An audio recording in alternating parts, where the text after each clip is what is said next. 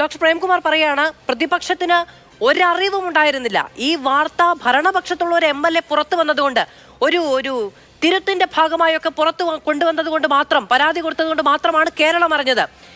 കോൺഗ്രസിന് ശരി സംവിധാനമില്ല. കേന്ദ്ര ഏജൻസികളുടെ മുഴുവൻ സംവിധാനവും ഒരു സ്വർണ്ണക്കടത്തുമായി ബന്ധപ്പെട്ട് നടക്കുന്ന കൊലപാതകങ്ങൾ, സ്വർണം പൊട്ടിക്കലുമായി ബന്ധപ്പെട്ട് നടക്കുന്ന കൊലപാതകങ്ങൾ, അതിലെ പങ്കുവയ്പ്, അതിൽ പോലീസ് വിഭാഗത്തിലെ മേധാവികൾ ഉൾപ്പെടെ അതിനകത്ത് ഭാഗമാകുന്നത്, ലാഭം കൊയ്യുന്നത്, ഇതൊന്നും അറിയാതെ പോയോ? മാധു, എന്തായാലും ഇത്രയും നേരം അവർ രണ്ടുപേരും സംസാരിക്കുമ്പോൾ ഞാൻ ഇടപെട്ടിട്ടില്ല. മാധു എനിക്ക് അതിനുള്ള സമയം തരുമെന്ന് വിചാരിക്കുന്നു. മാധു, പ്രേംകുമാർ പറയുന്നത് എന്താണ്? ഇതൊരു തിരുത്തൽവാദമാണെന്നാണോ അൻവർ കൊണ്ടുവരുന്നത്? അൻവർ കൊണ്ടുവരുന്ന തിരുത്തൽവാദം എന്ന് പറയപ്പെടുന്നത് ഈ കേരളത്തിലെ ഏറ്റവും വലിയ സ്ഥാനത്തിരിക്കുന്ന പോലീസ് ഉദ്യോഗസ്ഥൻ്റെ വേഷം കെട്ടുകളും അഭ്യാസങ്ങളും ഒക്കെ തിരുത്തൽവാദമായിട്ട് കാണണോ മിസ്റ്റർ പ്രേംകുമാർ? അങ്ങ് എന്താണ് പറഞ്ഞത്? ഇൻ്റലിജൻസ് റിപ്പോർട്ട് കിട്ടിയിട്ടില്ലെങ്കിൽ അല്ലെങ്കിൽ പോലീസ് തെറ്റായി പ്രവർത്തിക്കുന്നുണ്ടെങ്കിൽ അതിനെ തിരുത്താനാണ് രാഷ്ട്രീയ നേതൃത്വം. ആ രാഷ്ട്രീയ നേതൃത്വത്തിന് സാധിക്കണം. രാഷ്ട്രീയ നേതൃത്വത്തിന് സാധിക്കുന്നില്ല.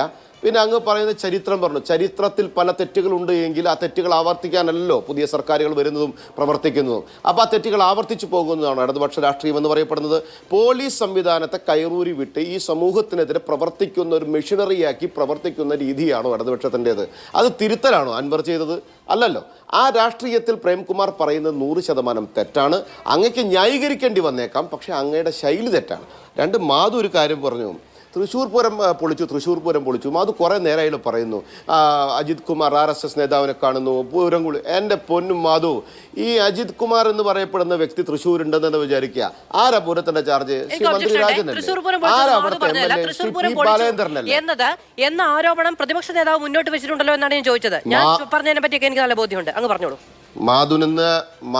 മാധുവിന് പൊതുവേ ചെവിക്ക് പ്രശ്നമുണ്ട്. മാധു ആരോപിക്കണ ആരോപണം പറഞ്ഞതിനെ ഞാൻ പറഞ്ഞത്.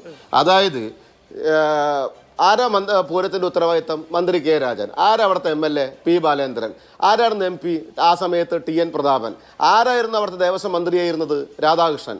ആരായിരുന്നു തൃശ്ശൂർകാരിയായിട്ടുള്ള മറ്റൊരു മന്ത്രി? ബിന്ദു. ആരാ ചുറ്റുമുള്ള മണ്ഡലങ്ങളിൽ MLA-മാർ? CPM-കാർ.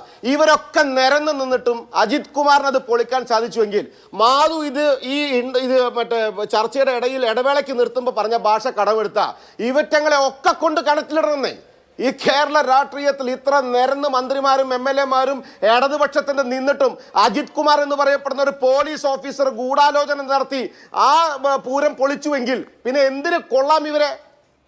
പിന്നെ BJP കൃത്യമായി പറഞ്ഞിട്ടുണ്ട്, നിരീശ്വരവാദ രാഷ്ട്രീയം ഈ കേരളത്തിൽ നടപ്പിലാക്കാൻ നോക്കുന്നത് ഇടതുപക്ഷത്തിന്റെ അജണ്ടയാണെന്ന്. പിന്നെ സുരേഷ് ഗോപിയുടെ ജയവുമായി ഇവിടെ ആരോപണം പറഞ്ഞു. സുരേഷ് ഗോപി ജയിച്ചതേ തൃശ്ശൂർ നാട്ടിൽ നല്ല വികസനം വേണമെന്ന് ആഗ്രഹിക്കുന്ന സത്യസന്ധരായിട്ടുള്ള വോട്ടർമാരെ അകമഴിഞ്ഞ് വോട്ട് ചെയ്തതിന്റെ പേരില്ല. അതിന്റെ പേരിൽ നിങ്ങൾ ഓരോ അങ്ങോട്ടും ഇങ്ങോട്ടും പരിപ്പ് വെച്ച് വേവിക്കേണ്ട കേട്ടോ. സുരേഷ് ഗോപി കൃത്യമായി ജയിച്ചു വന്നത് തൃശ്ശൂരിനകത്തെ സകലവിധ സമൂഹത്തിലും ഉൾക്കൊള്ളുന്ന ആളുകളുടെ കൃത്യമായ തീരുമാനത്തിന്റെ അടിസ്ഥാനത്തിൽ കൊടുത്ത വോട്ടിന്റെ അടിസ്ഥാനത്തിലാണ്.